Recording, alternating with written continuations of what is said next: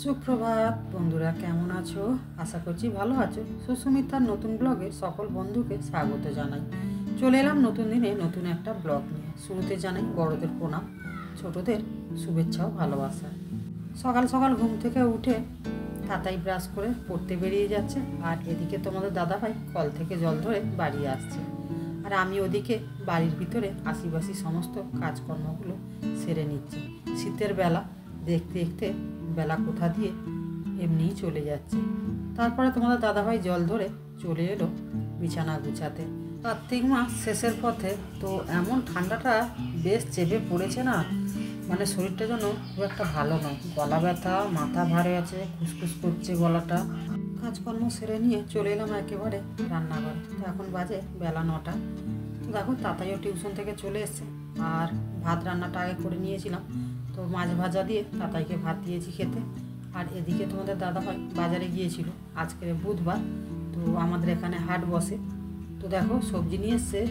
সবজিতে নাকি প্রচুর আগুন লেগেছে, প্রতিটা সবজির দাম বেশি। আর এই ফুলকপিটা নাকি 50 টাকা দাম। সকালবেলা আমাদের পাড়ায় একজনের পুকুরে জাল দেওয়া হচ্ছিল, তো তাদের ওখান থেকে একটা বড় দেখে রুই মাছ আনা হয়েছে। তো মাছটা তোমাদের কাছে আর দেখানো হয়নি। তো সেই মাছটা কেটে বেছে ধুয়ে ভেজে নিয়েছি। তো দাদাইকে মাছ ভাজা দিয়ে ভাত দিয়েছি, তোর খাওয়া হয়ে গেছে, এবার স্কুলে যাবে। আর এদিকে দেখো আগের দিন বরবটি আলু ভাজা ছিল, সেটা দিয়ে টিফিন করে নিলাম।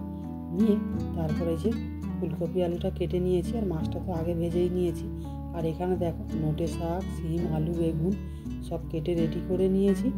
আর এপাশে ফুলকপিটা ভাজা চাপিয়ে দিয়েছি। তো আজকের ফুলকপি, আলু, রুই মাছ, বড়ি দিয়ে ঝোল হবে। আর ওই যে শাকটা কেটেছি, ওই শাকটাও ফুল বড়ি দিয়ে চচ্চড়ি করব। তো দেখো 2 রকম বড়ি বার করে নিয়েছি, এটা ঝোলের বড়ি, এটা চচ্চড়ির বড়ি। এগুলো কিন্তু আমার হাতে বানানোই বড়ি। তো দেখো আলুটা তো ভেজে নিয়েছি, নিয়ে আর এই পাশে শাকের চচ্চড়িটা চাপিয়ে দিলাম। তো এবারে যাব মশলা বাটতে, কেননা এখনও মশলা বাটা হয়নি। আর আমার তো সমস্ত মশলা সিলেতেই পেশাই করা হয়। গ্যাসের নবটা কমিয়ে দিয়ে চলে গিয়েছিলাম মশলা বাটতে। তো মশলা বেটে নিয়ে এসে আর এই যে শাকের তরকারিটা কষা শুরু করে দিয়েছি। আর এদিকে দেখো শীতকাল পড়েছে, আর রোদটাও বেশ চড়া। তো দেখো কত জামা কাপড় মেলা। এখানে বাঁশঝাড়টা ঝুঁকে ছিল বলে না, এখানে খুব একটা মানুষ কোনো জিনিস দিতে চাইতো না। বাঁশঝাড়টা কেটে উড়িয়ে দিতে দেখো কত জামা কাপড় মেলেছে সবাই। তারপরে তো শাকের চচ্চড়িটা হয়ে যেতে আর এপাশে ফুলকপির তরকারিটা চাপিয়ে দেওয়া হয়েছিল।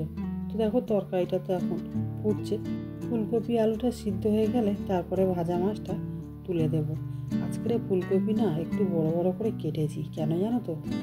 প্রায় দিন ফুলকপি ছোটো ছোটো করে কাটলে খালি ঘেঁটে যায়, এই জন্য আজকের ফুলকপিটা একটু বড় বড় করে কেটে নিয়েছি, যাতে না গলে যায়।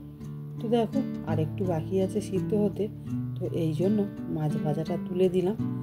তরকারিটা লাবানোর মুখেই মাছটা দিলাম, না হলে মাছটা না ঘেটে যাবে। তারপরে তো রান্নাবান্না করে রান্নাঘরটা পরিষ্কার করে চলে এলাম ঘর দুয়ারগুলো একটু ঝাড়াঝাড়ি করতে। আসলে বেশ কিছুদিন ধরে না বাড়িতে অনেক ঝুল হয়েছে, তো ঝাড়বো করি, ঝাড়া আর হয় না। ঝুলটা ঝেড়ে নিয়ে আর এই যে চারিপাশের গ্রিলগুলো সব ভালো করে মুছবো, কেননা এই যে দেখছো বারান্দার যে কাঁচগুলো ঘেরা আছে, এগুলো না সব ধুলো ডাস্ট পড়েছে। মাঝে মাঝে না পরিষ্কার করলে এমন আবছা দেখাবে, কাঁচের আয়নায় নিজের মুখটাই স্পষ্ট হয়ে যাবে। আর এদিকে দেখো তোমাদের দাদাভাই বসে বসে কন্টিনিউ মোবাইল দেখেই যাচ্ছে। ওদিকে কলে জল ছেড়ে দিয়েছে, বলছি যাও গিয়ে ট্যাঙ্কিটা ভরে নিতে, তো খালি বলছে যাচ্ছি। এখন কিন্তু ঘড়ির কাঁটা 12:30 মতো বাজে। তারপরে তো ঘর দুয়ারগুলো ঝাড়াঝাড়ি করে আর খাওয়া দাওয়া করে নিলাম, নিয়ে চলে এলাম কলপাড়ে। তো এসে বাসনগুলো মাজা ঘষা করে নিলাম। তো এখন কিন্তু বাজে প্রায় 2:30। আর এদিকে দেখো পাশের বাড়ির একটা বৌমা চলে এসছে আমাদের এখানে ধান সিদ্ধ করতে। তারপরে তো আমি কলে জল চলে আসতে জল ধরলাম। 4:30 মতো বেজে গেল, এখনও তাতাই বাড়ি ফেরেনি। তো আমি ঝটপট কাজগুলো সেরে নিলাম। আর তোমাদের দাদাভাইকে বললাম যে এগিয়ে একটু যেতে, তাতাই কেন এখনও ফিরছে না। কি ও মা, এত কিসে কষ্ট? হ্যাঁ এই জামা কাপড়ের অবস্থা, ইয়ে বাবা পায়ের অবস্থা, জামা কাপড় এ কি গরুর মতো এসে কেমন বসেছে দেখ রে। আমি কি করবো, স্কুল থেকে। আর এইরকম ব্যাগের অবস্থা, ইস এ তো বস্তি বাড়ির মতো হয়ে গেছে পুরো।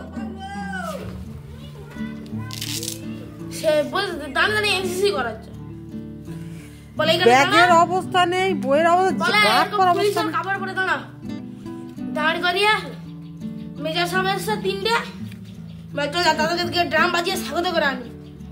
ড্রাম বাজাতে গিয়ে ড্রাম বাজাতে গিয়ে তার ড্রাম ফেটে গেছে। তুই খাবি না? বইয়ের ব্যাগটা তো তুলবি।